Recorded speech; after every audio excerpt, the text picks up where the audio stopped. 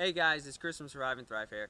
Today I'm going to be going over a fisherman's knot and turning your fisherman's knot, the loop you create with your fisherman's knot, into a Prusik loop, or a Prusik knot. People call it different things. The fisherman's knot, as you can see I already have tied right here, will actually allow you to create a loop in a rope. The Prusik is actually, you have to utilize that loop you just made with the fisherman's knot, and the Prusik loop is actually a very useful knot. Self-tightening, it allows it so you can go across on if you have a ridgeline or something, you can put it on there and slide it, and then it won't slip if you pull on it. I'll show you how that works later in the video. I'll put up a ridgeline. But yeah, I'm going to get right into it. Okay, so when you're tying your fisherman's knot, what you're going to want is both ends of your rope, the tail ends. As I see, you got one on my left hand and one on my right. Now what you're going to do is you're going to put them over each other. So one is on top of the other. For this demonstration, I'm putting the right on top and the left on bottom. So now what you're going to do is, keeping these lines parallel, take your top end and you're going to tie an overhand knot in the rope.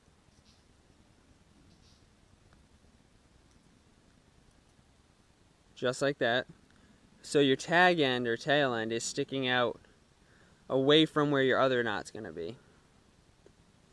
So once you have the overhand, I'll just read you that because I kind of did it a little closed off from your view. So you have this, you're going to come under and over itself. So I'm coming under the bottom rope, coming over the top of itself, and then through the loop it creates.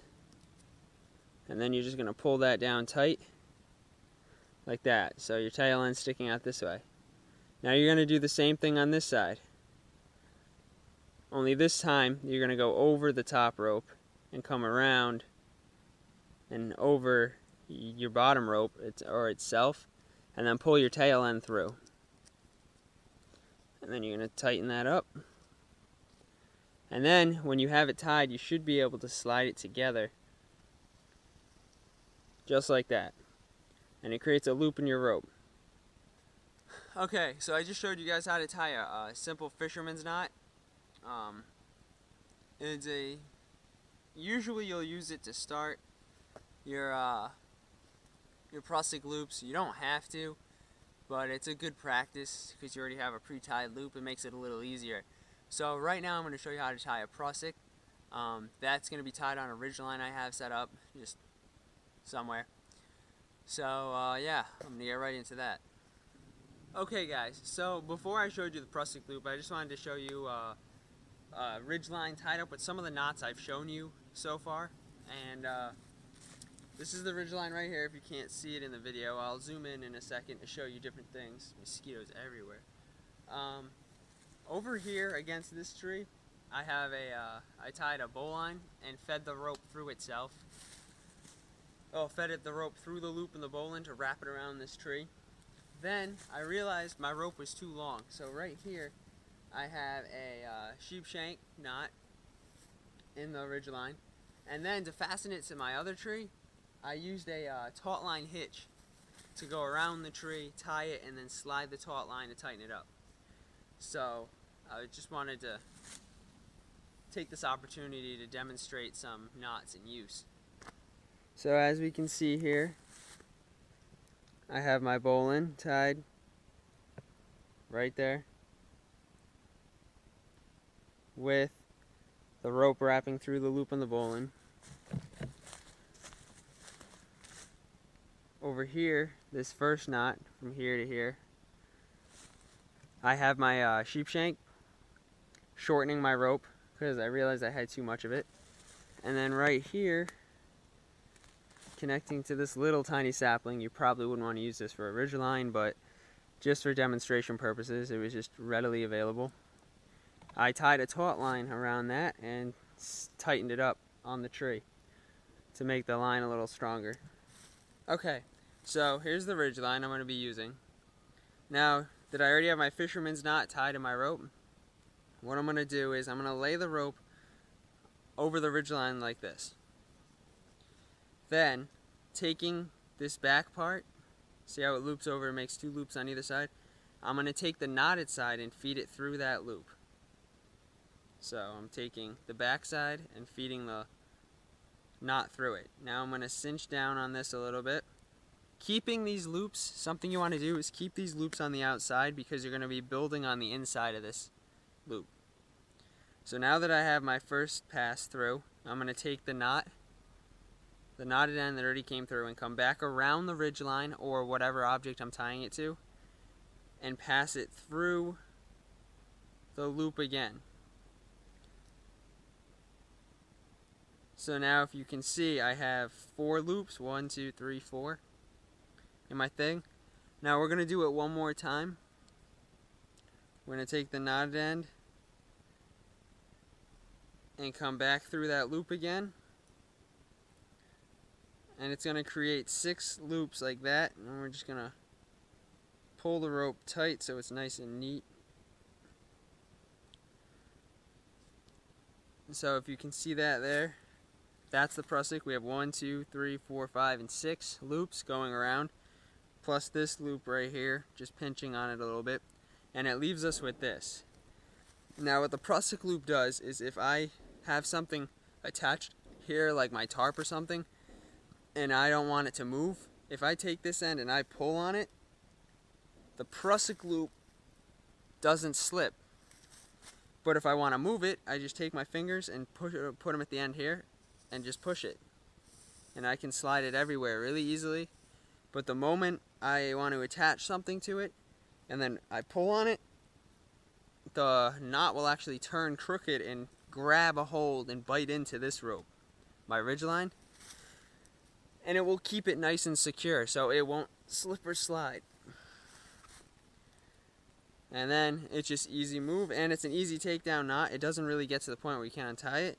You can just feed the rope back through the loop it came through. Another thing I do with Prusik sometimes is I won't tie a fisherman's knot in the end here. So I'll just feed both ends through. Then it allows for an easier attachment of a tarp or something. Let me untie this for a second. Because what I can do is, when I have these 2 open ends like this, it works the exact same as if it was tied. But the only thing is I don't have a loop now. So what I do is I'll feed my tarp, the rings on my tarp, the corners. I'll feed the rope through and pull down closer to the Prusik loop. And then I'll tie it off with a square knot, another use of a knot I've showed you. And then I'll have my tent secured to this, and then I can just, or tarp, should I say. And then I can just slide this across, and it will keep my tarp nice and tight. So that's the Prusik loop. Alright guys, I just wanted to add this little thing before I ended this video. I thought of it after the fact, when I went to take down to get ready to tie my next knot, or show you the next knot. Since I already have this ridgeline up using or utilizing some of the knots I showed you earlier, I'm going to show you how easy it is to take down using the knots I've shown you, or the knots I'm using here. Since I have a taut line right here, I can literally just take my taut line and slide it back that easy, and it creates a slack in the rope. Now, I have a sheet bend, which I showed you how to tie in an earlier video, and to untie this, we'll untie it the exact same way I showed you in the video. We're just going to grab a piece of the rope, or we can grab both, so we can clasp like this. This rope is part of the loops, if you didn't know. So when I pull this, it's just going to undo the knot. So now I have all this slack to work with. If you can see, it sags down almost to the ground. So then, since my taut line, since the taut line's nice and loose, I can just push this rope right back through, and it comes undone just like that. And then I'm just going to move you over here, and then since I have the bowline tied right here, I can just feed my rope back through, and my ridge line is completely taken down now. If you notice, I left the Prusik loop on the rope. If I'm using a rope strictly If I'm using a rope strictly for Ridgeline or anything like that, I'll usually leave a few of these on there, and I'll usually leave the bowline in the end, so it's just a quick setup, and I already have these to attach my tarp. So it just makes your camp setup that much faster, so you don't have to spend more time setting up your shelter, and you can spend more time maybe getting water or building a fire, etc.